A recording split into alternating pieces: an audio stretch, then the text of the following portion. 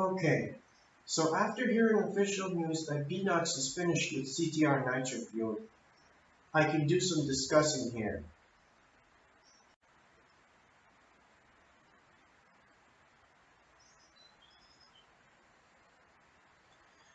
Crash Team Racing is a worldwide sensation.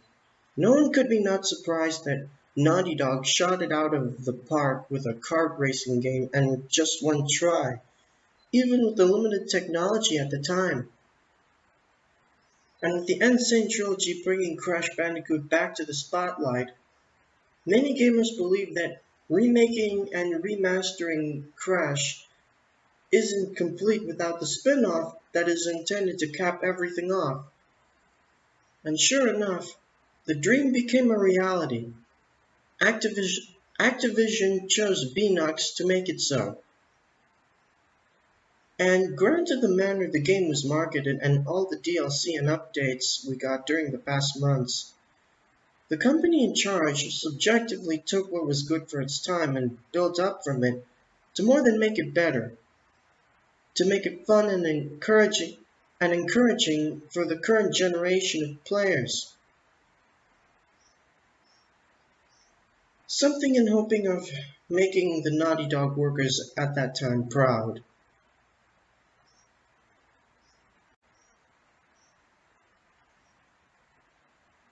Of course, even to me, not everything is to have given a positive remark. In this video, I go through as much of the game's features as possible and give my best opinions of what could have brought the game down and which are the selling points.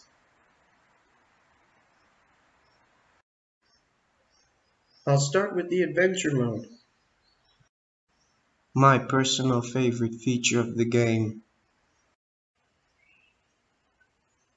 As I'm certain of it, the story mode is the crown jewel of the whole game. And having one is something the Mario Kart franchise will never do, but that's just a guarantee. Now, the narrative isn't meant to be canon with the original three games, given that the game was meant to work as only a spin-off. But to everyone who beat it, even at 101%, it is literally a journey. And as with the N. Sane Trilogy and the Reignited Trilogy, Nitro Fuel did its best to bring that feel over to today's standards by modernizing its looks. It was more than add more details, lighting, texture, and atmospheric conditions. There were cutscenes where we need them to be. Controls were close enough to the original feel, so there's an adequate amount of satisfaction. And there's even intermediate animations when and where there must be. All the objectives are there, and in this game when you complete them, you get more rewards. It was ensured that the introduction is played after you select a character. The racetracks had other characters that don't interrupt races yet give the racetracks more life and remove their flatness, at least in my opinion. The hub worlds got the same treatment. Not as much, I suppose, but no more flatness nonetheless. So that's all the positive stuff.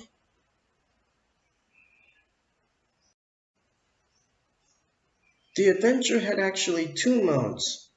One was the classic mode, which you played just as you did in the original game, playing as only one character throughout the whole story. The other mode was what was called the Nitro Fueled mode. In this mode you are able to change characters between races to fit winning races on tracks of specific intensities. This much I think it makes substantially less sense because Oxide allowed only one candidate to race against him, and if you're playing as various characters during one adventure session, who's the one character who beats the others and proves to be the fastest in order to go up against Oxide?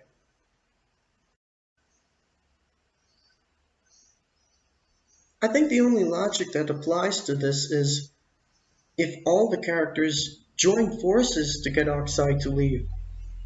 Maybe there's some strategy going on there. Maybe it's just me, but maybe that's what puts the team in Crash Team Racing. You can also play as characters unlocked while playing the story and in the other ways specified. My only concern with that is playing as the bosses of the story. Here's a hint. I once heard someone say you can race Oxide as Oxide. What sense does it make to do that? Is it logical to race against the boss as that boss?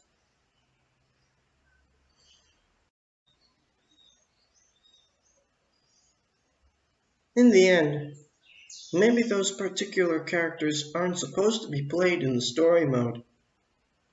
So a big concern of mine for Adventure is the playable characters in the Nitro Field mode.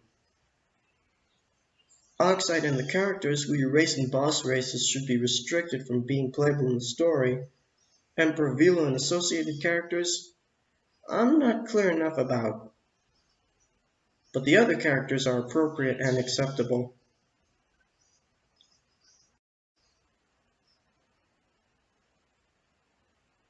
Second to the adventure mode, there are other modes to play in as within the original. Arcade versus time trial and battle.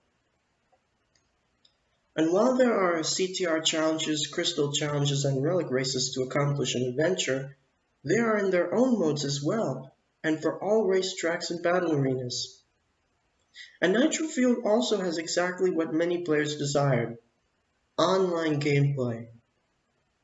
Sure enough, it was like the best-selling factor of Mario Kart 8 Deluxe, and now finally, another game is sharing that spotlight.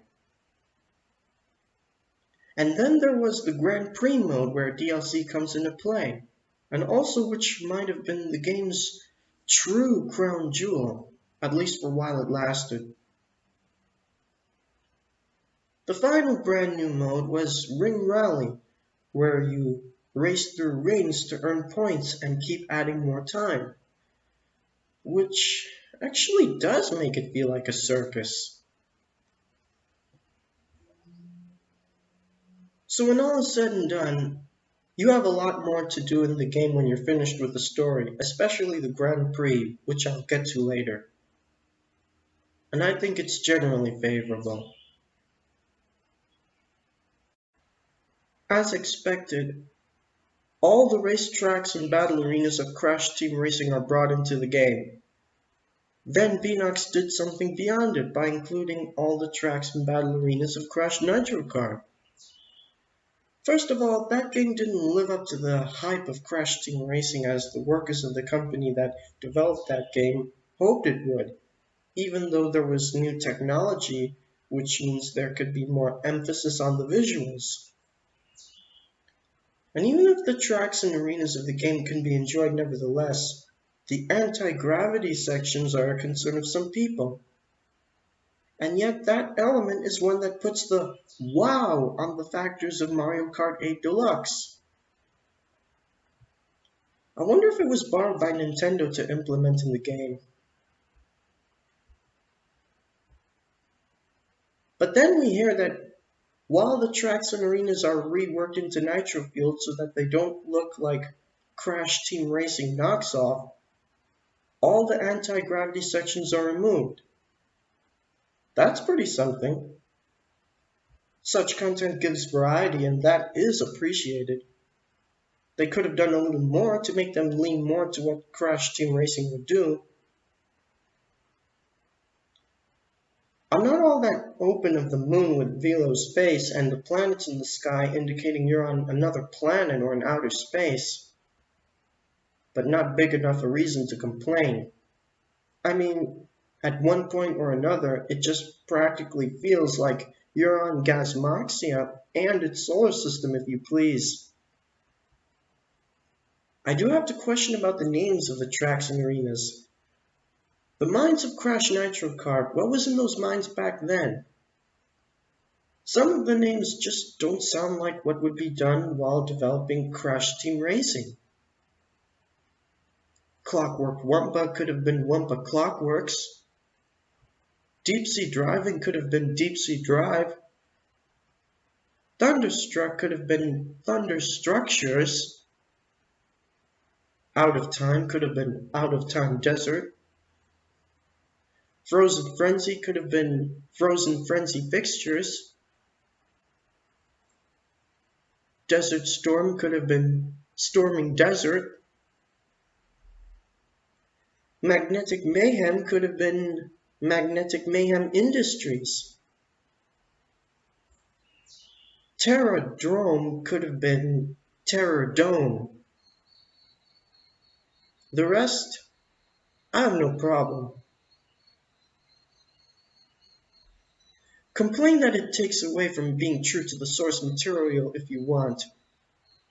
But when I think about it, this is Crash Team Racing being updated and not Crash Nitro Kart. And it's only that content from that game is being added with adjustments made to fit what Naughty Dog meant for Crash Team Racing to do.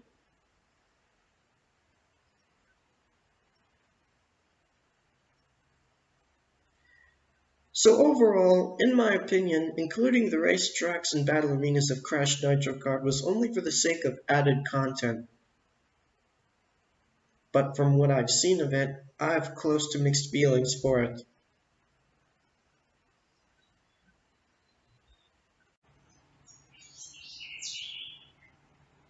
Moving on to another interesting subject, the characters. What to love about the game is you can choose from the vast cast of characters available. First, the characters themselves. Obviously, you start with the basic 8. Then, as you play through the story, you beat the 4 initial bosses and unlock them to be playable in other modes. And ultimately unlocking Oxide, who a lot of people really wanted to play as. As in the original game, you also unlock Fake Crash by winning a Gem Cup. It could have been you unlock him by winning all Gem Cups, but that's just me. By succeeding in time trials, you'll unlock N Trophy, just as in the original game. And you even unlock one more playable character, Pentapenguin, by inputting a code.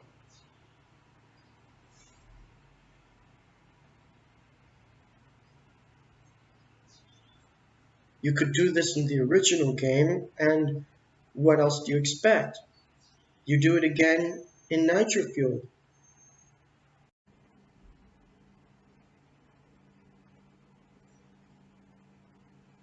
And then you unlock a whole bunch of characters through Grand Prix challenges and by purchasing at the pit stop.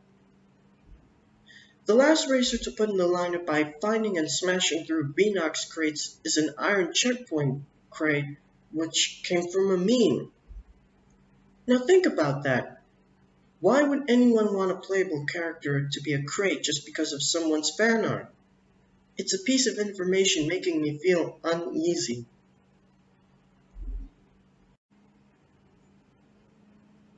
What I do like is that the playable Crash characters are from at least one Crash Bandicoot game. We hear Tawna actually speak. The trophy girls were not forgotten. In the original game, all they did was present the trophies as well as a few other prizes. They came back in Nitro Fueled as I For One won, and they're racing for their own prizes. And that's amazing. We also see a lot of favorites. Yaya Panda was in a mobile game, and she's the only character to be new to the Crash cast at that time. And now she's taking a bigger spotlight. Megamix is an unlikely character from a Game Boy Advance 16-bit looking platformer, and that monstrosity is now a racer.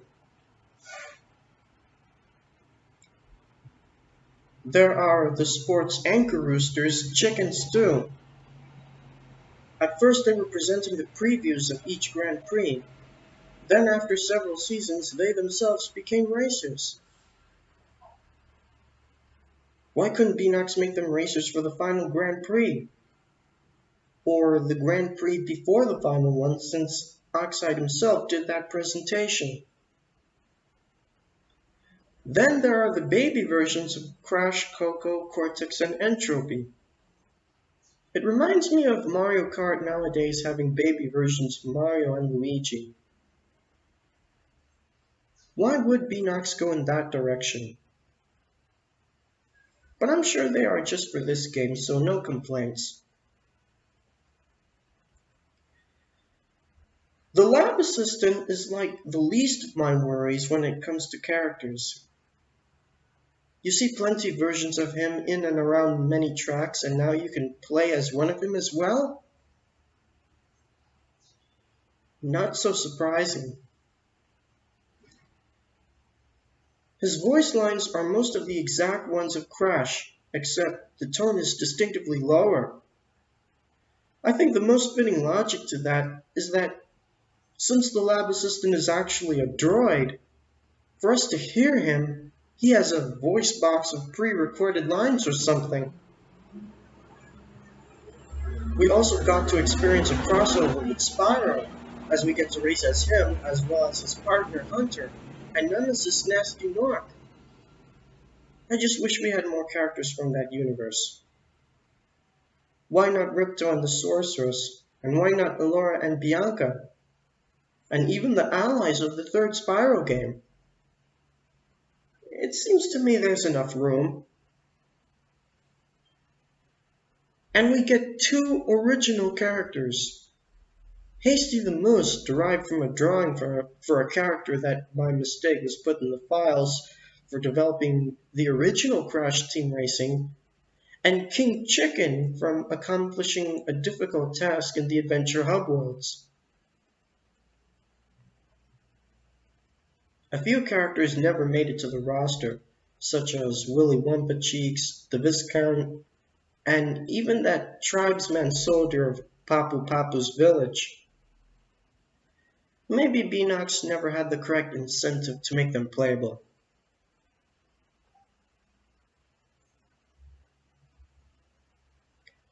Overall, the cast of playable characters Beanox gave is a delight.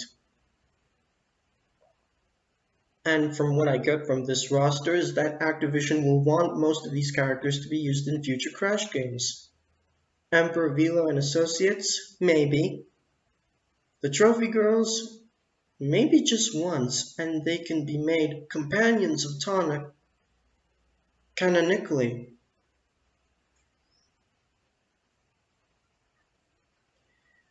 Some characters like Yaya Panda and Hasty could become partners with the Bandicoot siblings. The baby characters, I think they're not meant for mainline platformer games and are added to this game just for content. Something similar to what Baby Mario and Baby Luigi would be used for.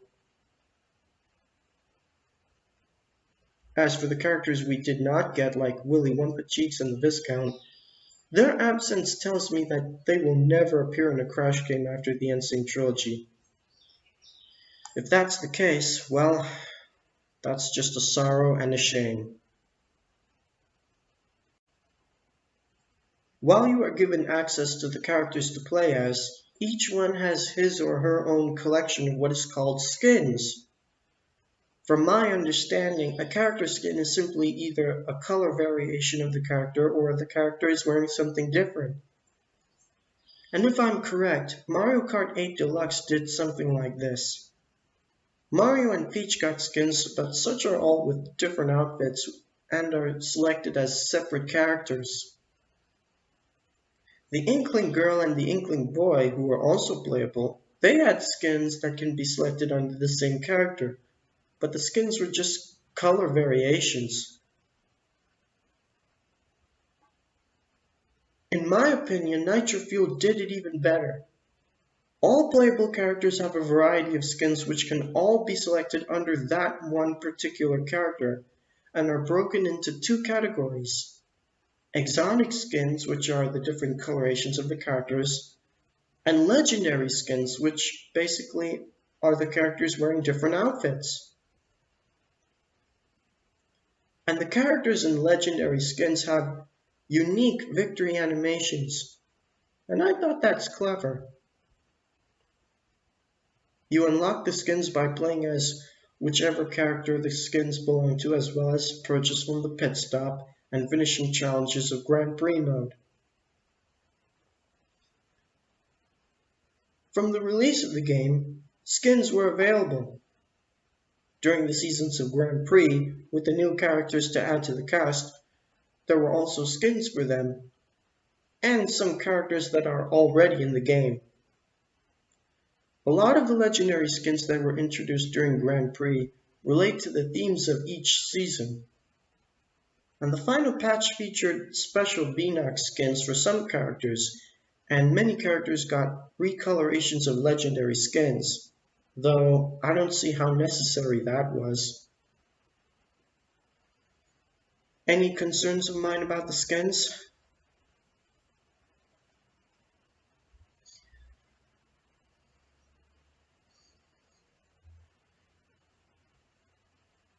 I think including skins was a useful thing to do, and the skins themselves, they were good. It's just that not all the characters have legendary skins. Komodo Mo, Rillaru, Pasadena Opossum, and even Yaya Panda, to give some examples. They were added to the game much later. They could have gotten the legendary skins themed after the seasons of Grand Prix that are purchasable at the pit stop. I don't know. Nevertheless, in my opinion, it's fair and square that all characters get their own skins, but at least one skin for each character is a legendary skin.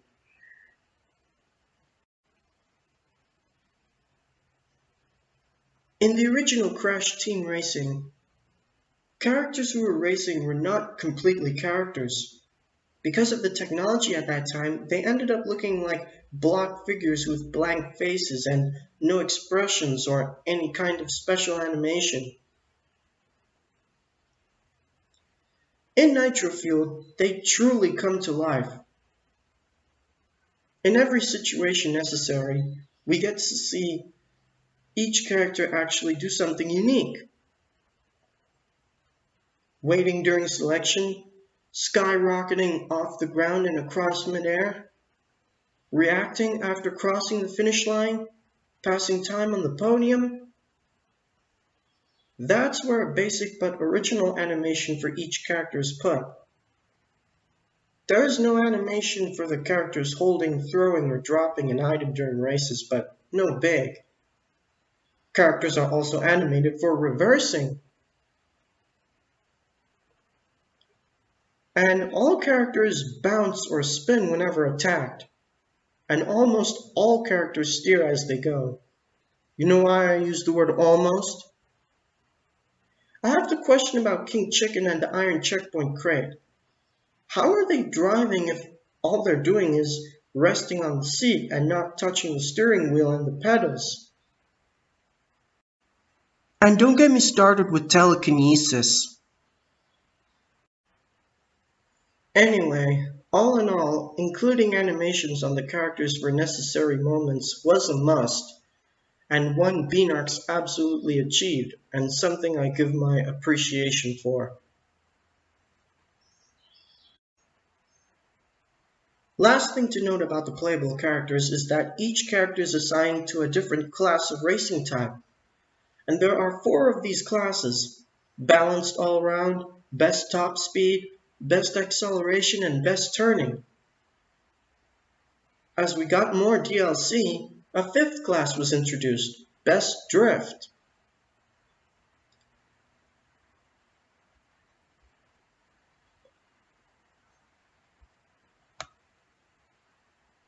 I'm guessing this is for those who are having issues with finishing races in lesser time with some of the other classes. Also, upon the game's release, with each character assigned to a different racing type, you either race as the characters of the racing type that suits you, or whoever your favorite character is or characters are. You have to get used to the corresponding racing type at all costs.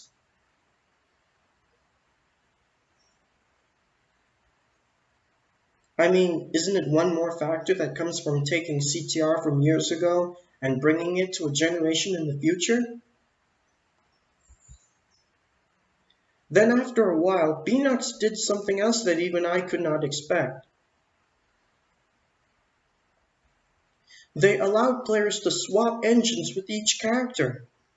Most people believe that it makes gameplay much easier because now they can play as whoever they want and always play under the racing classes that suit them perfectly. And honestly, I agree. Not only that, but I think and feel that the characters should have nothing to do with the carts they're driving working only one way. And from what I've seen on YouTube, the majority of players prefer the classes of best top speed, best acceleration, and best drifting. Maybe it adds a somewhat slight layer of difficulty to the racing under the circumstance that you're going up against many other players who can finally race under any of the above classes with any desired character. Of course, there shouldn't be any guarantee that the classes of balanced and best turning have become outdated and therefore players should never use it. But anything just to obtain more content and in less time.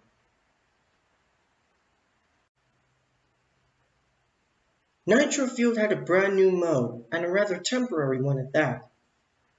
Grand Prix. It was expected that somehow we would get more content after the game is released. Sure, we get everything the original had, be it what was liked as it was and what was liked that needed adjustments, as well as personal finishing touches and other content just for the sake of added content. But the people of this gaming generation expect this game to be one which new stuff can and will be added later on. And this is where the Grand Prix was put in its place. For more than half a year, this is a way that players were enabled to obtain DLC. The way it works is that during a season, as a new track is introduced, a player completes specified challenges to fill up a gauge with Nitro to get rewards. Characters, skins, cards, and customization options. I think this is represented by the Nitro Fueled in the title. From what I learned and can summarize, not all challenges can be completed. And if I'm correct, only some challenges can be completed only by specific players. Maybe you need to have the right racing class regardless of playable character, or you have to race in a specific track. I remember seeing a few people playing the game on YouTube and complaining that some challenges are impossible. And I could see where they're coming from. I think you can also get Nitro via local and online racing and battle. About the new tracks, I think they're outstanding. And I think the most unique of all is Spyro Circuit. You're racing in what's designated to be Spyro's homeworld. Also, you're collecting gems in place of Wumpa Fruit in a race, and you're breaking chests in place of crates. I think that's clever.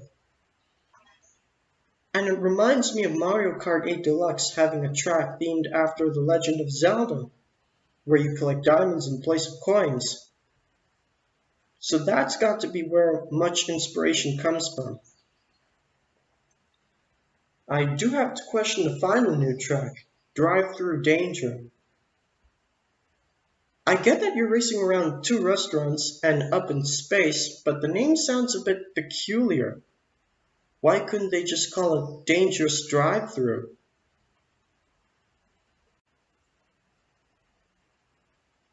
And why is it that we got only racetracks to face our friends? Obviously there's a bit more to CTR than just racing. Why couldn't we get battle arenas as well? And they could have the same elements as the new tracks.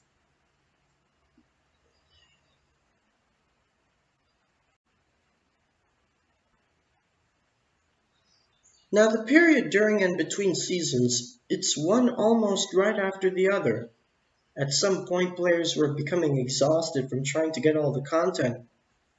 I suppose it's the price players get from getting new content soon as possible as wanted. And the way each Grand Prix is presented each season, I thought it was thoughtful. What had me going was the introduction in the final season. Oxide is talking to you again, but giving a brand new message. It gives me the impression that all seasons of Grand Prix are going on presumably after the story of the adventure mode. And let's not forget what's called microtransactions. This is probably an alternative for people who have problems with purchasing or unlocking content the old-fashioned way.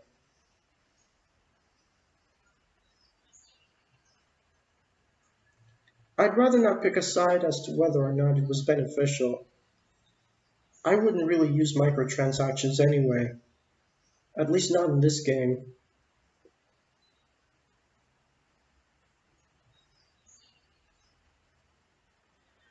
Overall, the Grand Prix was in part the best way to introduce new content. Even so, it had its ups and downs, so to speak. It had potential, but I think there could have been a little better management. Customization is something else expected. While it couldn't be done in the original game, Beanox made it sure enough that Nitrofuel was able to satisfy. By now, the game features a great variety of card models, and you pick the one you like the most. Not only that, but you can also make the card look however you like it. Color schemes for paint jobs, stickers, and decals to personalize what you're driving. You can even customize the wheels. What's more, the engine of a racing type is never affected, which, as some would agree, makes it the easiest for players. I guess it's less challenging compared to a Mario Kart 8 Deluxe or Team Sonic Racing, where customizing a car does have an effect on the way that particular car performs, but it works for this game. My thoughts? Nothing negative, or at least negative enough to say.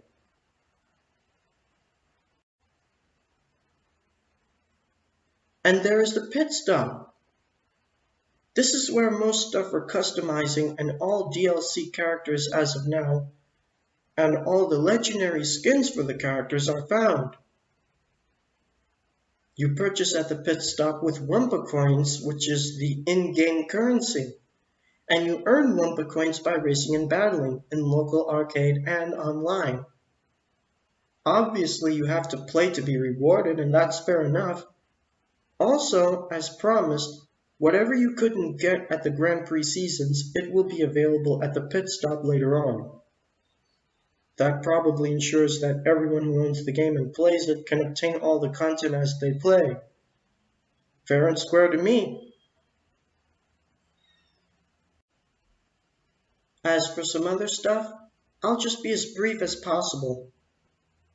All tracks had unique starting lines, you just had to expect that. The carts have different horns, which I think makes more sense, unlike in Mario Kart 8 Deluxe, where the different horns are by different characters regardless of the cart. You have to have internet connectivity to race online and access the pit stop. I can tell some people have issues with it on their side. Hopefully all the related problems on the developer side are looked at and resolved with the later patches. But I'm certain that by now being connected is all to be concerned of. The music of Crash Team Racing and Crash Nitro Kart is there, and the instrumentation sounds close enough to be admired as the originals, not to disregard the music of the original racetracks. The end credits, when you complete the story mode, the explanations of the characters in the epilogue, some was changed probably to meet up to today's standards, but it suits for an amount of people. Instead of the horns to start a race or a battle in the original game, there's this set of chords similar to most Mario Kart games. I have between mixed and positive thoughts about it, but why would Beanox do that? Did those developers intend it to be one of those things that Mario Kart would do, Nitrofuel could or should do too? Same thing with the mirror difficulty. Finally, the scrapbook presentation. The original Crash Team Racing gave us a slideshow about the game in the making, so Beanox would have thought, why not Nitro Fuel do something like that? It was all drawings, but I can come around. Upon the game's release, the game was released in actually two editions, the regular and the Oxide edition. I've never heard anyone, especially on YouTube, say they have the Oxide edition, and I've never seen one in real life. But the Oxide edition, I might say Beanox made it a little different from the regular. In that version of the game, not only is Oxide and a few other characters ready to be selected from the start, but there are a few character skins and cosmetics for Oxide's hovercraft feature that are exclusive to the edition. Now why would Beanox do that? If it deals with the exclusive content, what about it? What particular theme does the content all deal with? I can't say Gasmoxia in space because that's just what the Gasmoxia Grand Prix did. Maybe the people of Beanox who thought this up wanted the game to have something extra special, but then for some reason thought that it would be better if that extra stuff be found in its own version of the game. That probably isn't the best reasoning for it. If you know the best way to explain or why there is this exclusive content for this version of the game, comment to me.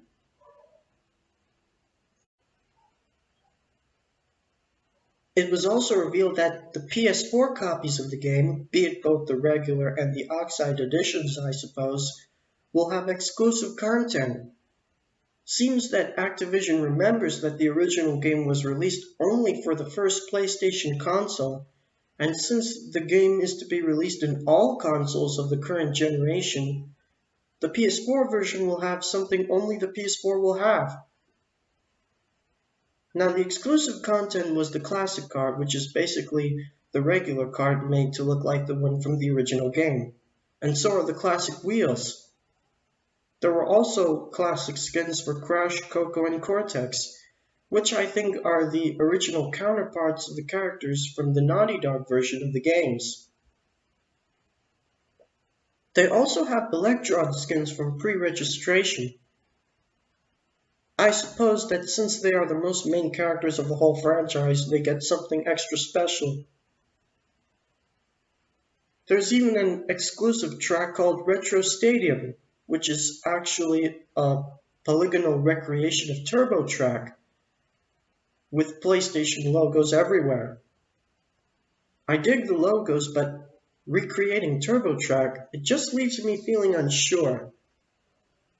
There are even some PlayStation-themed stickers to put in any cart, such as the modern PlayStation logo and the symbols of the buttons and the controls. I think that is something to approve. At the end of my discussion, this is my evaluation.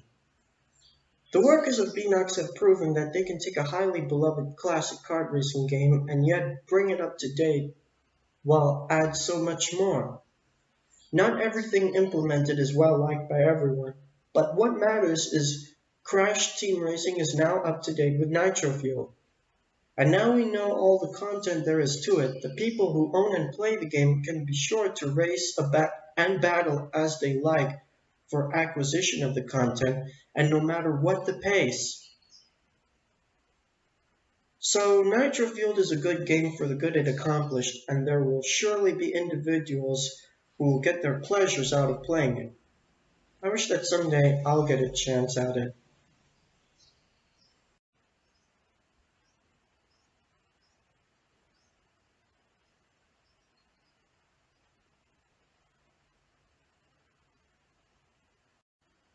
But I'm not finished yet. How do I personally want Crash Team Racing Nitro Fuel presented? Once the game starts up for the first time, Adventure, Versus, Time Trial, Battle, and Arcade are the only modes playable. Should you start the story, only the Classic mode is active. By progressing in Adventure, you unlock skins and customization items for cards. By collecting all the tokens, you unlock the CTR Challenge and Crystal Challenge modes. And by collecting all relics, you unlock the Relic Race mode. You unlock the initial bosses by beating them in one-on-one races. And by getting all the boss keys from beating the bosses, you also unlock Crunch. And different things happen when beating Oxide. Beat him the first time, you unlock his hovercraft as well as online mode. Beat him the second time, only then you unlock him as an actual playable character. In the 5 gem cups, win each one and you get an exclusive reward such as exclusive recolor skins for the 4 initial bosses. And you unlock Fake Crash by winning all the gem cups. And only when you complete the Classic Story 101% do you unlock the Nitro Fueled mode of Adventure and the Grand Prix mode. Now the Grand Prix mode is shown upon the game's first startup, but if you select it without completing the story, the game will show the first CTR TV video and then a message pops up telling you to complete the story first.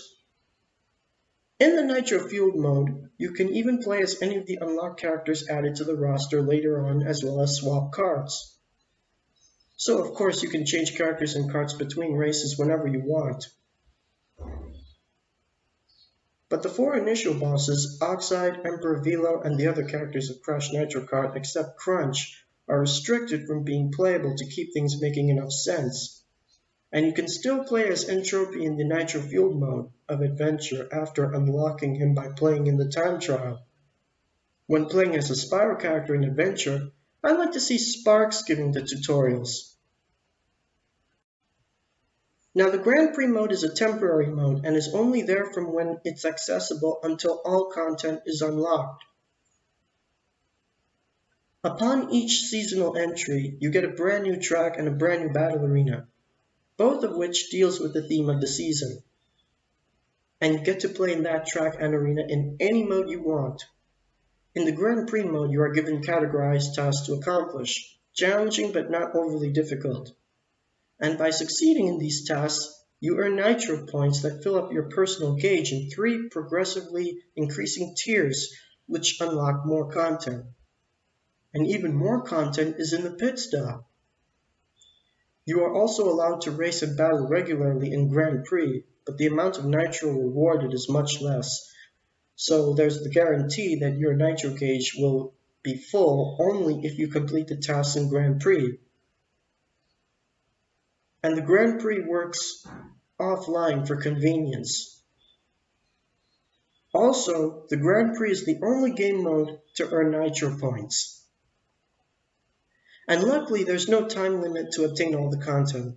So regardless of when you get the game or when you start Grand Prix, you can play for unlockable content at your own pace, and you can take a break whenever you have to. And by the time your Nitro gauge is completely full, all the challenges are completed and all the content of the season is at your disposal. That is, the content from the tiers of your gauge. You are proceeded onward to the next season, beginning the process all over again.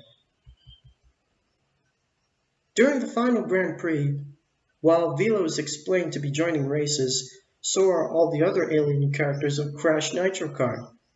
And these characters are given new roles as racers who work for Velo, maybe even alongside Oxide. And while Velo is unlocked only on the tiers of the Nitro gauge, the others can be purchased at the pit stop.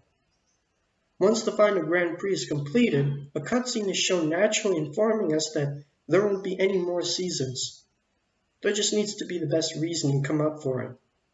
It can also show Earth being addressed for the final time that, for racing so well, all the tracks and arenas of Gasmoxia, which are those from the Crash Nitro Kart game, are accessible to the racers of Earth, and they can always return to the planet to race and battle as desired, very much to the embarrassment of Oxide and the other aliens. There is no real Velo, granted that the bigger version of the character is more likable. The Grand Prix mode is removed, but finally you are granted the racetracks and battle arenas of Crash Nitro Kart. But all anti-gravity sections are removed and some other portions are changed to fit in accordance with the Crash Team Racing principles. And I think this is the right instance to keep all the original names. All cutscenes from Grand Prix are kept in extras. The Ring Rally mode, when included in later copies of the game, is accessible from the start. In Ring Rally, there's a specifically targeted number of points to obtain in all the tracks. Reach all the targets and you unlock the lava system. You unlock King Chicken as you did in the Hub Worlds. You also unlock Penta Penguin in a similar way. And there is no Iron Checkpoint crate as a playable character. Let's face it, it's an object, not a living being.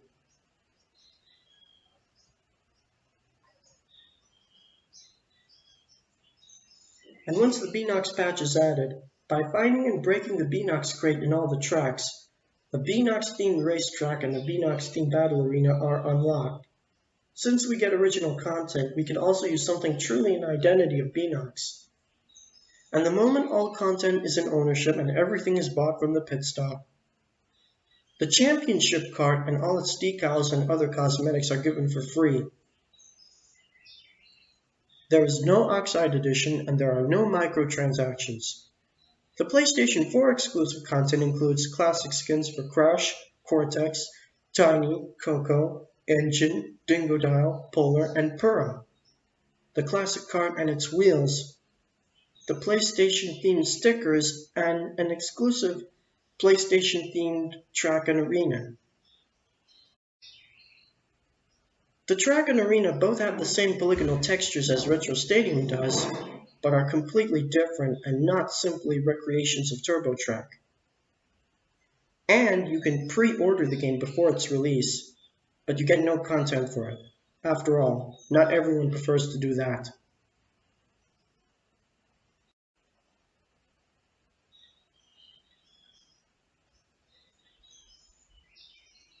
It may sound different to you, but that's how it works for me.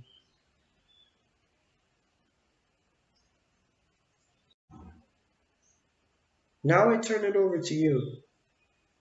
Have you played CTR Nitro Fueled? Did you enjoy the game? What did you like? What did you dislike? And how do you want the game to be presented? Let me know what you think. And thanks for watching.